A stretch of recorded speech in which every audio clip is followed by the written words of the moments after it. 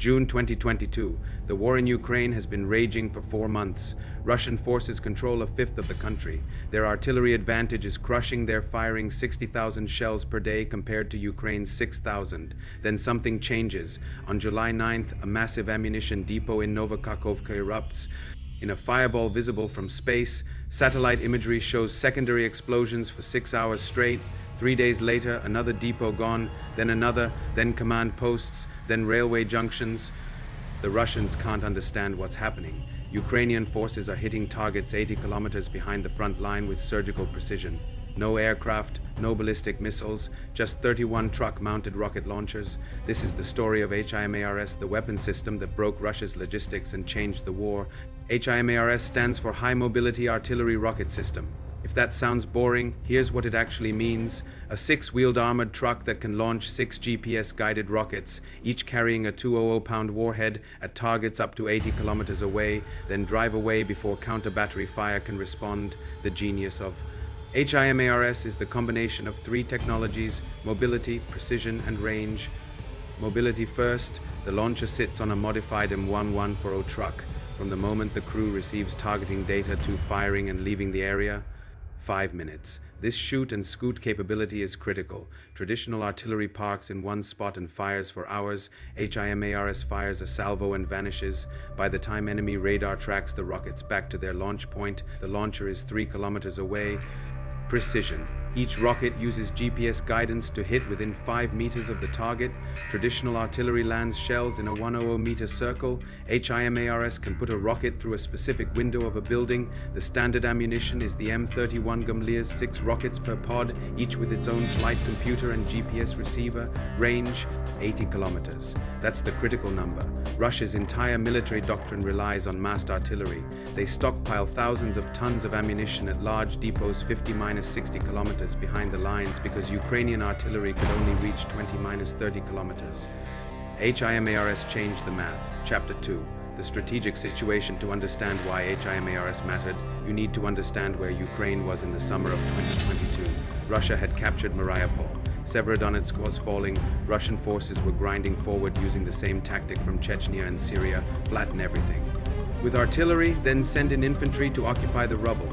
Ukraine was outgunned 10-1 in artillery.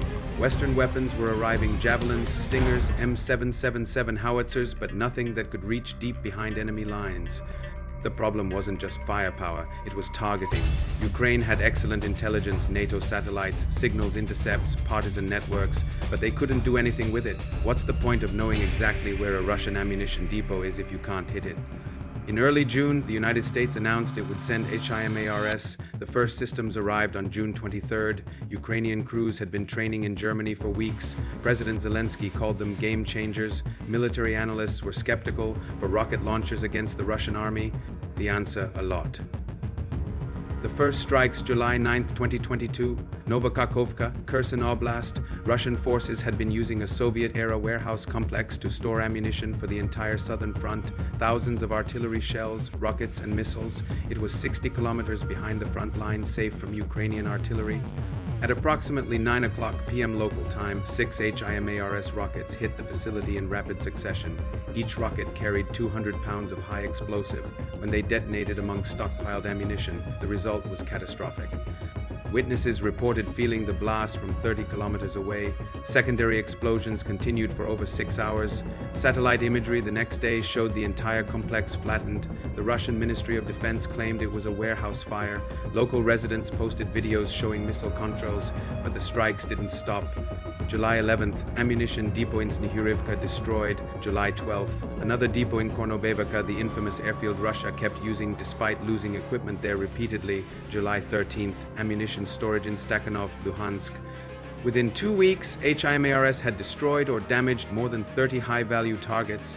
Not random strikes, these were precision hits on ammunition depots, fuel storage facilities, command posts, and electronic warfare stations. Russian military bloggers began reporting ammunition shortages at the front. Intercepted communications showed Russian commanders frantically relocating supply dumps.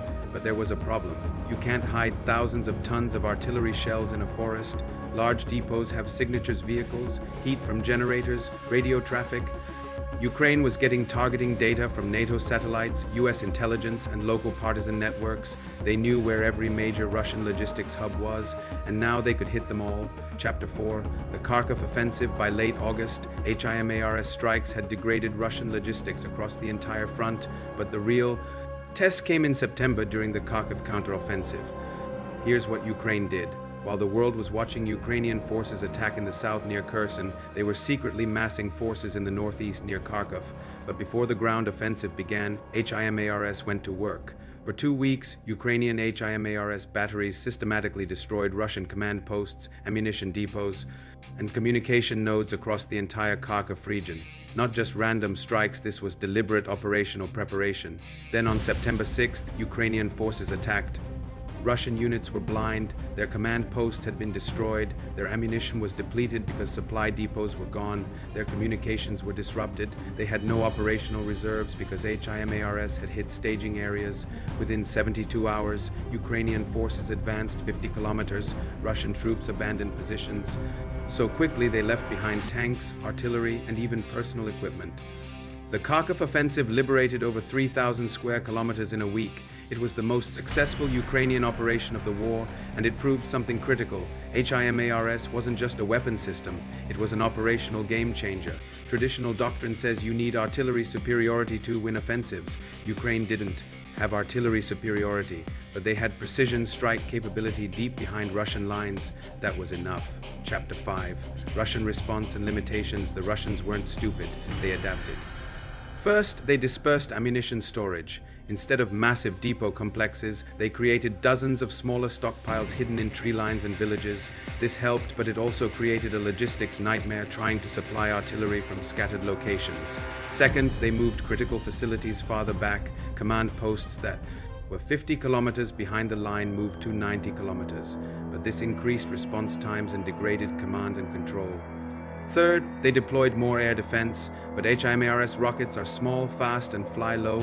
The interception rate is estimated at 10-15. That means 85 minus 90 get through.